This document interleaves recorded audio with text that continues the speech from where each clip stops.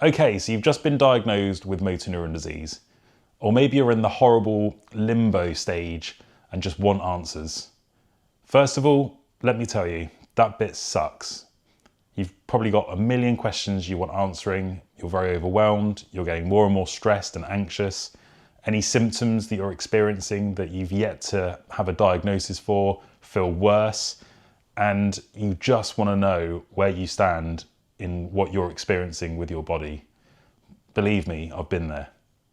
So in this video, I'd like to share some points that I wish I knew on the lead up to my diagnosis when I first experienced any sort of symptom that unfortunately turned into a motor neuron disease diagnosis, and hopefully it will help someone out there watching. So let's get to it.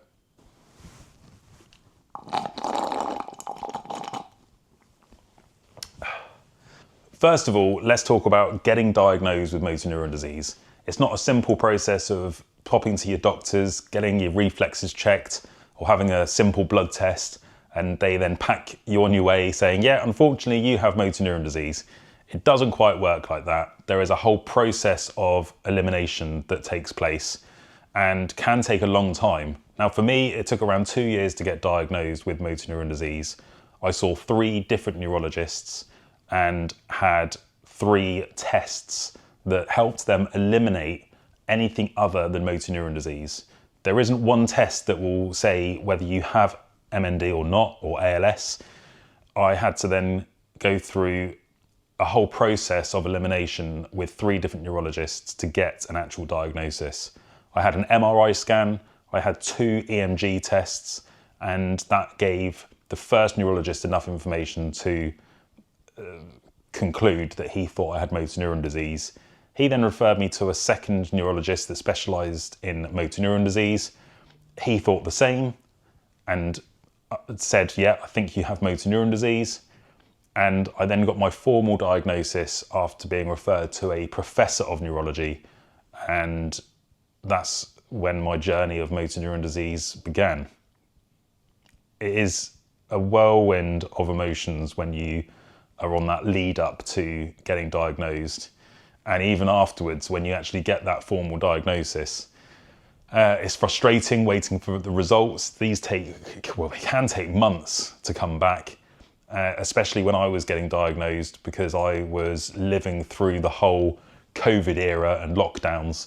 So everything took that much longer. But that's what I want to touch on to start with, is how I dealt with the sort of the mental side of the processes of getting diagnosed, and how I dealt with getting over the fact that I have motor neuron disease. So hearing the words, you have motor neuron disease, I'm not going to sugarcoat it. It's horrible. It is really that you feel like your whole world is caving in. And for me at the time, I have 3 children, but at the time my wife was heavily pregnant with our 3rd, and emotions were high on the day of my diagnosis, and I didn't know what to think. To be fair, I felt a slight weight off my shoulders because it took around 2 years to get to this point, and I'd almost got over the fact that, well, I'm hoping it's going to be something other than motor neuron disease, but I've already heard from 2 neurologists that they think it is MND. And this is just the concluding part of getting diagnosed. So I had almost gotten over the fact that it was going to be the worst case scenario. I felt my symptoms had got worse over that time, very slowly worse, but they had progressed. So my left arm was very weak and my right arm was now twitching or having fasciculations. And it is mental how you cope and deal with such a devastating diagnosis, because as you probably know, there isn't a cure, there isn't any treatment really to help slow it down or stop it. And it's trying to figure out how you deal with that once you've been diagnosed. But here's what I wish I knew. You don't have to process everything in one go. You can take one day at a time. You can scream into a pillow if you like. You can have a few drinks. Do whatever you feel is the best for you to come to terms with the fact that you have motor neuron disease. Now let's talk about the people around you. Some will be absolutely amazing, really supportive, and there'll be some that just don't know what to say and even avoid eye contact. But here's what helped me. Find your people. And what I mean by that is find people that know what you're going through, or at least have an open mind to understand MND, to process it themselves so they can in turn support you in your journey living with this condition. There are many organisations or places you can go to find your people if you don't have them around you. For example, I helped set up a MND support group in my local community centre with my local Motor Neuron Disease Association branch. And every month we meet up in our community centre, have a coffee, have cake, have a chat to other people either living with motor neuron disease or people dealing with it. And what I mean by dealing with it is it could have been their carers, it could be their partners, and they come along to just have a general chat, vent about motor neuron disease, and in my eyes really does help, because it's a burden to put all of your frustrations and anxiety onto your loved ones living with this condition. And it is, I find, easier to talk about and go through the motions with other people that are living or dealing with this condition and are in the same situation. Okay, time for some practical but boring stuff. Your future self will thank you for this if you do it now rather than before it's unfortunately too late. And what I mean by that is, first of all, look at your finances. Are you still able to work? How long are you able to work for? Is your employer supportive enough to, help with things like flexi time, working from home, going to appointments, things like that? And if you get to the point where you can't work, is speaking to your occupational therapists or even your neurologists and finding help and support that you can obtain to help your finances if you still, because you still got to pay your bills. Life around you without MND still carries on. Your mortgage company or your landlord's not going to turn around and go, "Oh, sorry about your diagnosis, don't worry about your mortgage or your rent this month or for the next amount of months or years." That still needs to be paid. So finding ways to support yourself living with this condition is probably the first thing that I did to try and take that weight off my shoulders, thinking, oh my God, how am I going to keep a roof over our heads? And I did that by speaking to my occupational therapist, who referred me on to someone that is within the Citizens Advice here in the UK. And they gave me a wealth of information to obtain additional support financially to help live with this condition that much easier. Second of all is think about adaptions. The first thing my neurologist said to me when I was diagnosed is you want to try and get anything in place sooner rather than later.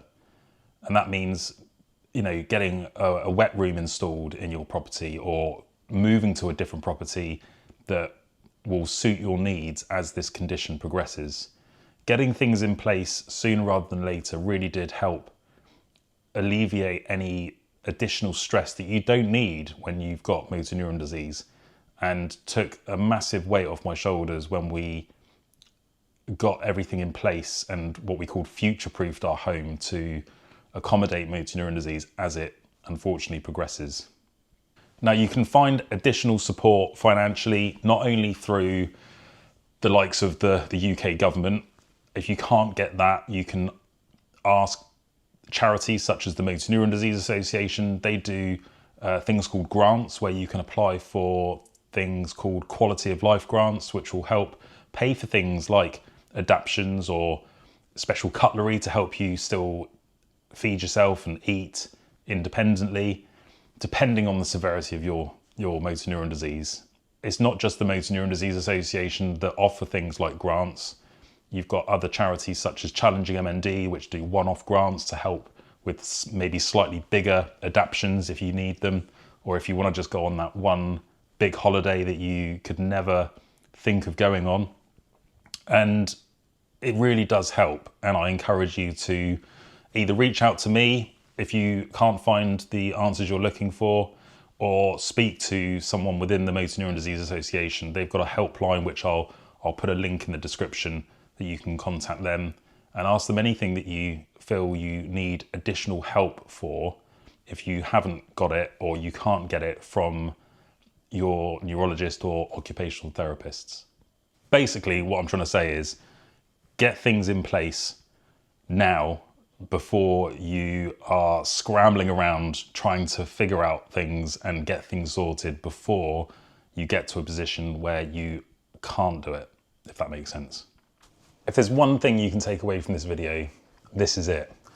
I get messages from people every day saying, I've got twitching here, I've got muscle weakness there, I've got pain, I've got cramps, have I got MND, have I got ALS? And I get it, it's stressful, you're overwhelmed, you haven't found or got the answers that you're looking for or not hoping for, and you turn to things like Google, or dare I say Dr. Google, and it's a rabbit hole you don't want to go down. Believe me, I did it when I was in my journey to diagnosis. We were in lockdown, so I was constantly searching for alternative and mimicking conditions that I may be experiencing other than motor neuron disease while I wait to see the neurologist. And I want to try and help people, but I'm no doctor. I'm happy for you to message me and ask my opinion on what you're experiencing, but I can only give you my experiences of motor neuron disease from my diagnosis to now. I will give the same answer to everyone. I have done so far for the last 3.5 years, and that is go and see a neurologist. They're the only person that is going to give you the definitive answers that you are either not wanting to find, because no one wants to have a diagnosis of MND, and only time will tell. You could be in a position where you've seen a neurologist and they've sent you away going, no, you're not showing signs of anything that we can diagnose you with yet, and only time will tell. And that's sort of similar to me. I took around 2 years, like I said earlier, to get diagnosed, and didn't initially get a formal diagnosis until I saw the 3rd neurologist. So try not to get too overwhelmed with searching the internet, because it's probably going to muddy the water and stress you out even more like it did me. By all means, ask others that are experiencing this horrendous disease, but please bear in mind that they will probably not give you the answers that you're looking for, because we are not doctors and we can't help you self-diagnose something that you have yet to be diagnosed with. Here's the part that took me a while to learn. Yes, MND changes your life, and for some people it can change very quickly, and for someone like myself who is in a position where it is progressing relatively slowly, it changes slowly and you adapt over time. And one thing I learned was to focus on the things that you still can do and not the things you can't do. And it is easier said than done, but if you focus on the things that you can do, you sort of tend not to stress over the things that you can no longer do, and you find ways to adapt to it.